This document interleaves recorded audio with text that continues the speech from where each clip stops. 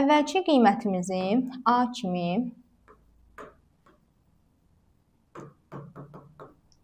sonraki qiyməti isə B olaraq qeyd etsək,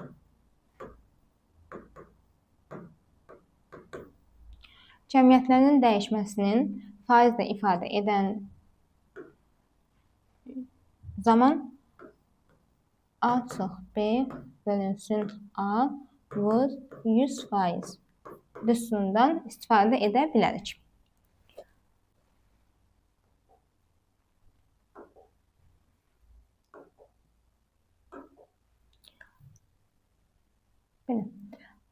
Faizə aid bəzi nümunələrə baxaq. Məsələn, malın qiyməti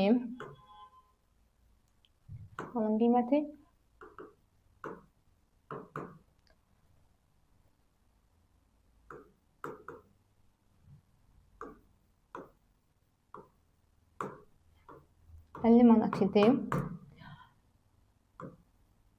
20% endirimdən sonra neçə manat oldu?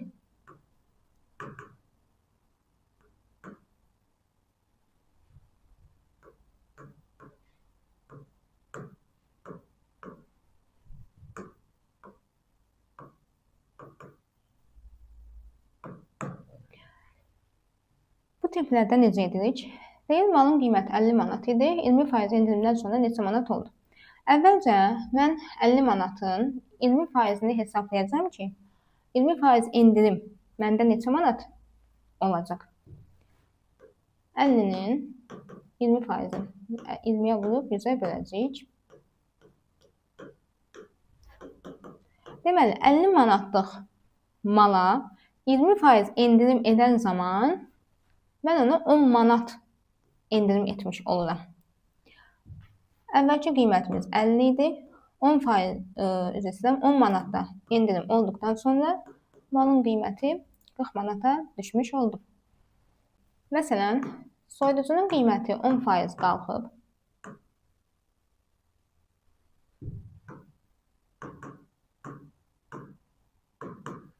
Qiyməti əvvəlcə 10% qalxdı.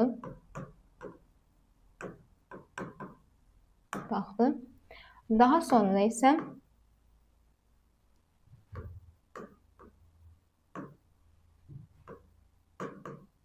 yeni qiymətimiz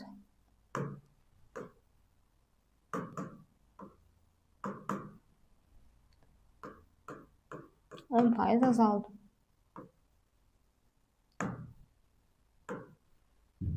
Neçə faiz dəyişim baş verdi?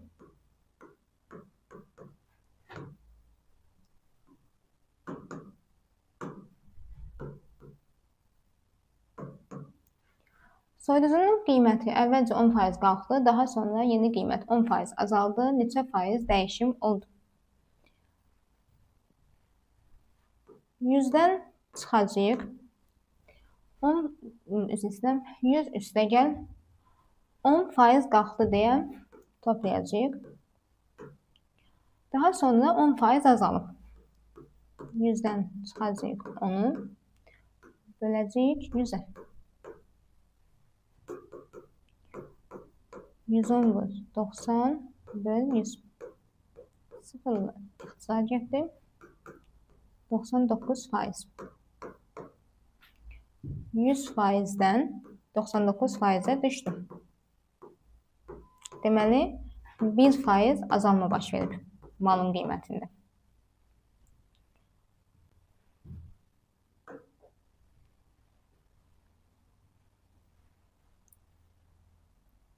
Faiz məsələləri arasında ən geniş yayılmış məsələ tipləri və uşaqların da çətinlik çəkdiyi məsələ tiplərindən biri və ən önəmlisi məhlul məsələlərdir. Faizli duz məhlulu ilə 50 litr 20% duz məhlulunu qarışdırmaq tələb edilir. Və qarışdırdıqdan sonra alınmış yeni məhlulda məhlulun duzluq payını tapmağımız istənilir. Əvvəlcə hər bir maddənin çəkisini onun faizinə vururuq. Daha sonra 50-ni 20-yə vururuq. Bərabərdir. Birlikdə bunları qarışdırmışıq deyə bizim kütlələrimiz toplanacaq və nəticədə bir P faizə vurulacaq. Bu P faiz bizdə alınmış son məhsulumuzun duzluluq faizidir.